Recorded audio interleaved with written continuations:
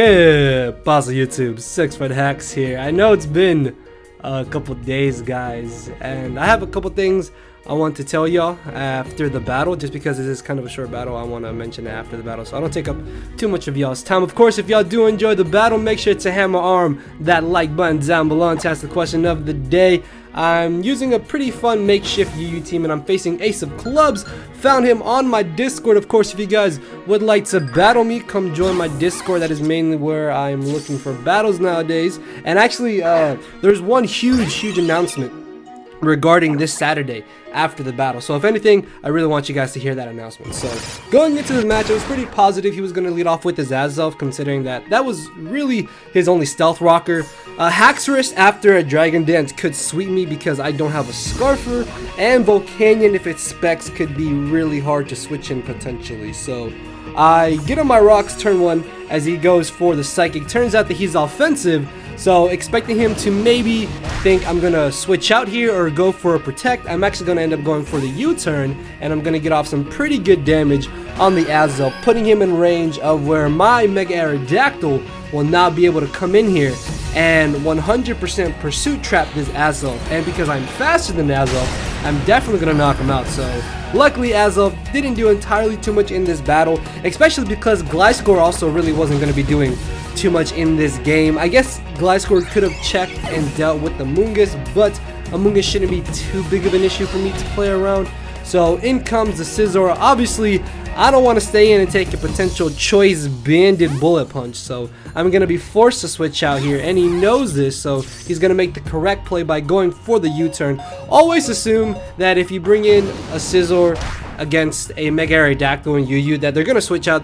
Unless it's like late game, there's really no reason to bullet punch a Mega Aerodactyl very early on in the match, and unless they have a fire move for some reason. So U-turning there was definitely his best play. I didn't stay in because there's no move I have to hit Scizor. So second off, Gliscor there I think was definitely my best play. As he U-turns into the Absol, I was able to get switch initiative, which is really great because this Mega Absol could be a problem after a Swordsdance. So luckily Cobalion does not get knocked out by any one hit, and while the switch into the Amoonguss is very obvious, I still decided to go for the close combat just because I want to see if this is a regular defensive Black Sludge Amoonguss, as it turns out he is, or if he was Assault Vested, which I know is kind of rare, but I've seen them on occasion.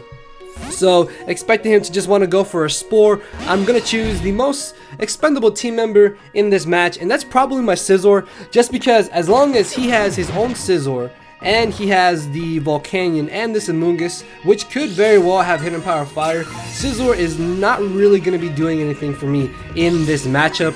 I thought about maybe staying in here, thinking that he would go straight for the Hidden Power Fire, but if he does expect me to stay in here, then his best move is to switch out. So I'm going to predict him to pull a double switch, but I'm pretty positive he's not going to bring in Haxorus, and he's not going to bring in the Absol. So he's either going to want to bring in the Volcanion here or leave in the Amoonguss and go for the Hidden Power Fire.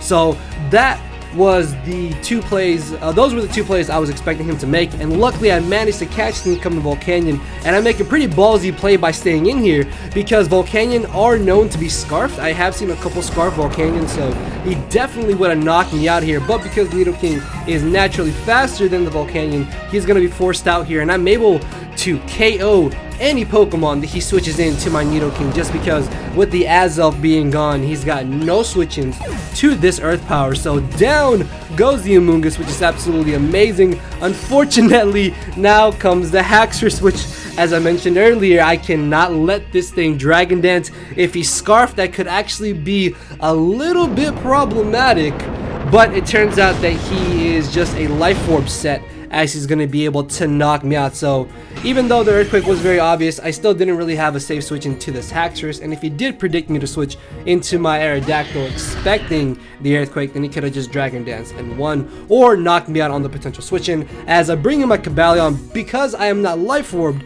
I will not knock out the Haxorus, but I am Z-Move, and I will be able to knock out the Haxorus or knock out any Pokemon he wants to switch into my Cobalion, because with the Amoonguss gone and the Azelf gone, nothing on his team is switching into a close combat, let alone an all-out pummeling. So I'm going to be able to surprisingly knock out this Scizor, and he told me afterwards that he was a defensive Scizor, so that's just insane. I don't know if close combat would have been a 2-hit KO. I'm pretty sure it would have been a 2-hit KO, but if it wasn't, then that's just crazy because in general, I think Z moves just make Cobalion so much better. So in comes the Volcanion. I can knock him out, I think, depending on his spread, but I don't want to risk it.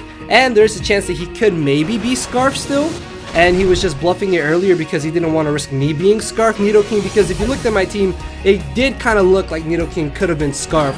So the fact that he's able to knock me out with one Steam Eruption has me thinking that he's definitely Choice Specs, because I'm pretty sure I would have been able to live that because I'm a very bulky Scizor, as I will be able to safely go for the Earthquake here, knock out the Volcanion. At this point, his last mons are the Absol and the Haxorus, and the only real problem now is that if this Absol goes for Swords Dance, he can probably win the battle, because if I don't hit my Stone Edge and my Wing Attack doesn't get a high damage roll, then he lives, Swords Dances, and I think Sucker Punch knocks out Mega Aerodactyl, Superpower knocks out Cobalion, and then my last mon also gets knocked out by the Absol as well. But he actually ends up switching into his Haxorus here. My Starmie. Yeah, Starmie loses to Absol, obviously. And he thought that I would maybe pull a double switch, but I really could not risk Absol setting up there. And I guess in hindsight, I could have gone for the Stone Edge because, like I said, unless I got a really high damage roll with Wing Attack, even after the Wing Attack damage, a Swords Dance Absol probably still would have won the match here. So it's kind of crazy to think that even though I was kind of in control of this whole match, at that moment, the match could have shifted complete favor of my opponent there, and that would have been really bad. So good game to Liam there. Hopefully you guys did enjoy. Make sure to hammer on that like button down below. And as for my two little announcements, apologize for not uploading the past couple days, guys. As y'all know, I've been sick, although these past 2 days I've been feeling a whole lot better. Throat still hurts a little bit, but can definitely breathe and don't get as tired. So that's really great. And then this Saturday is the TBU finals. For those of you who don't know, it's actually going to be live streamed on the TBU Twitch. So definitely check that out. I will probably be uploading a video myself as well, saying when the finals is up. So I'm gonna be playing Polymac. Yeah, Polymac. I'm gonna be playing Polymac. So hopefully I can see you guys out there supporting me and the Durham Druddigons, and we can take another championship. So yeah, guys, that's all I had to say. Gonna end this off in a little bit under 8 minutes or so, if you don't count the outro. Actually, speaking of the outro, 2 videos on there if you have not seen them already, including Game 7 of the Best of 7 series between me and Harris. Is awesome. So yeah, guys, thank you all for watching. Later, everybody. Cause my brain and heart are both tied in a knot, and this hinders me from crying a lot. This causing me to show no emotion. But when I said I cared, I wasn't joking. But I guess it's too late for me to become broken. For now, I'm living with no more pain, tears, or hoping. I'm just coasting. Yeah, I said I'm coasting. No more pain, tears, and hoping. For real.